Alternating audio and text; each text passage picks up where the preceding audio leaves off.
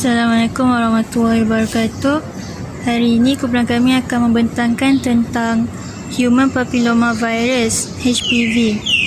Sebelum itu, saya akan memperkenalkan ahli kumpulan kami, iaitu Amira binti Azam, saya Arina binti Azam, Nurul Nantra Aimah, Zulaika, Nur Wahida, Nur Nazira, Nur Syuhada dan Nur Syasha.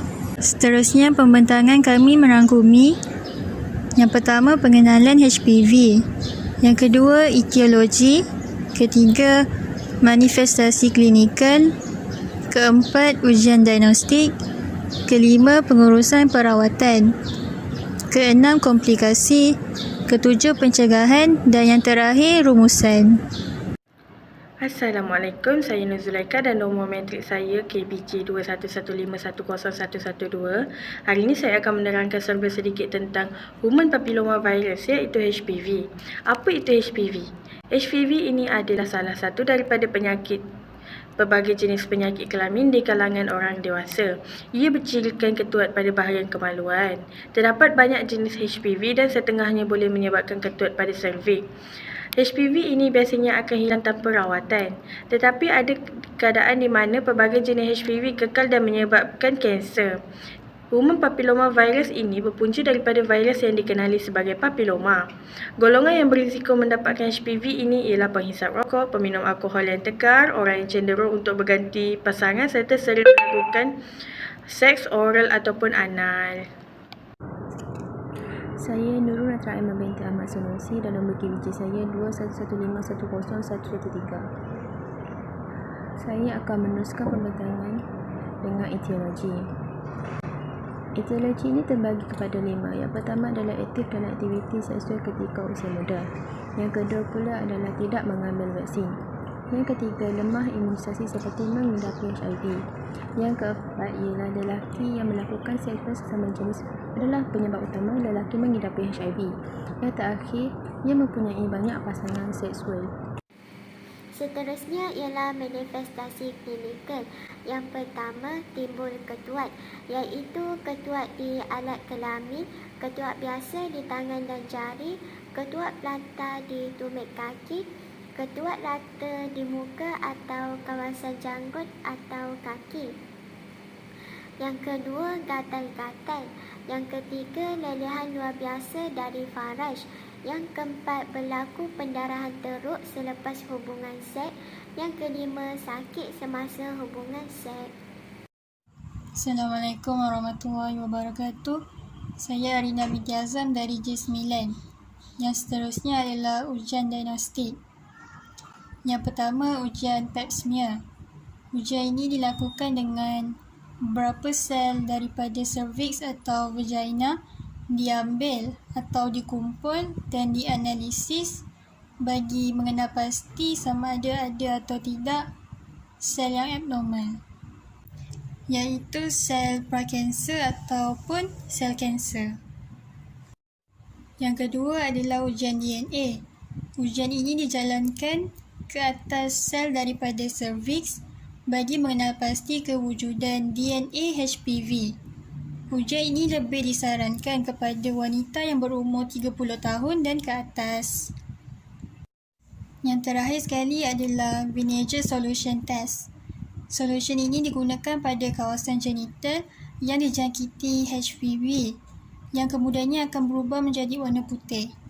Ini membantu bagi mengenal pasti lesion yang sukar dilihat pada kulit pesakit. Seterusnya iaitu pengurusan dan rawatan.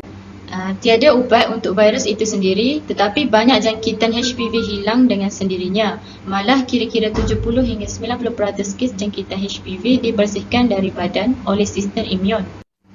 Dan apabila rawatan diperlukan, matlamatnya adalah untuk melegakan simptom dengan membuang sebarang ketuat yang kelihatan dan sel-sel abnormal dalam serviks. Rawatan mungkin termasuk cryosurgery, iaitu membekukan ketuat dengan cecair nitrogen, prosedur pengasingan elektrosurgical gelung, iaitu LEEP, menggunakan gelung dawai khas untuk mengeluarkan sel abnormal, dan electrocautery, iaitu membakar ketuat dengan arus elektrik. Terapi laser menggunakan cahaya yang terang untuk memusnahkan ketuat dan sebarang sel abnormal, dan krim preskripsi iaitu sapukan krim ubat terus ke ketuat, dan jangan gunakan rawatan ketuat yang dijual di kaunter pada bahagian kemaluan. Seterusnya, dalam sesetengah kes, tiada rawatan diperlukan. Walau bagaimanapun, doktor akan memantau dengan teliti sebarang perubahan sel semasa pelantikan pemeriksaan biasa. Dan akhir sekali, hanya sebilangan kecil wanita yang dijangkiti HPV akan mengalami perubahan selular yang perlu dirawat. Komplikasi HPV, ketua alat kelamin, kanser serviks, kanser lidah dan kanser takak. Jangkitan HPV biasanya tidak menyebabkan gejala, tapi boleh menyebabkan ketua alat kelamin dan kanser rubul pada wanita dan lelaki. HPV juga boleh menyebabkan kanser takak. Pada wanita, jangkitan HPV boleh menyebabkan sel-sel dalam serviks membesar secara tidak normal. Dalam sebahagian kecil wanita, perubahan yang disebabkan oleh HPV ini akan berkembang menjadi kanser serviks. Assalamualaikum warahmatullahi wabarakatuh. Saya Amira binti Azam dari J9. Yang seterusnya saya akan menerangkan tentang pencegahan HPV. Cara pencegahan HPV yang pertama adalah dengan HPV vaccines. Contoh vaksinnya adalah Gardasil 9. Gardasil 9 selalunya diberikan kepada kanak-kanak lelaki dan perempuan seawal umur 11 hingga 12 tahun. Infeksi HPV juga boleh menyebabkan pertumbuhan warts kepada penghidapnya. Warts pula terbagi kepada 3 jenis. Yang pertama iaitu common warts, yang kedua plantar warts dan yang ketiga genital warts. Cara mengelakkan common warts adalah dengan mengelakkan menggigit kuku. Hal ini kerana common warts selalunya tumbuh di kawasan jari jemari dan juga pada kawasan tangan. Cara mengelakkan plantar warts pula adalah dengan memakai kasut ataupun slipper di tempat awam, seperti di kolam renang awam ataupun tempat mandi awam. Hal ini kerana plantar warts selalunya tumbuh pada kawasan kaki. Dan yang terakhir sekali, cara mengelakkan genital warts iaitu dengan memakai kondom semasa melakukan hubungan seks, dan yang kedua, elakkan melakukan hubungan seks dengan jumlah pasangan yang banyak.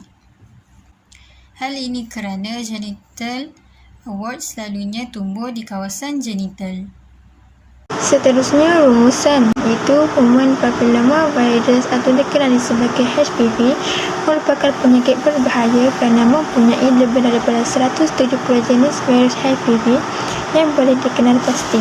Daripada jumlah tersebut, terdapat lebih daripada 40 jenis virus HPV yang ditularkan melalui aktiviti seks. Selain itu, terdapat spesies-spesies virus tertentu dengan keadaan-keadaan kesihatan yang khusus. Sebagai contoh, virus HPV jenis 6 dan virus HPV jenis 11 dalam membawa kepada penyakit bara pangkal rahim, kanser serviks iaitu kanser serviks. Namun kedua-dua virus HPV ini bertanggungjawab dalam 90% kes ketuat kelamin. Oleh itu, hanya sekitar 49 jenis virus HPV yang menyebabkan jangkitan melalui aktiviti seks dan hanya 12 jenis yang mempunyai kaitan dengan penyakit kanser. Seterusnya, rujukan yang kami dapat ini daripada sumber internet. Sekian, terima kasih.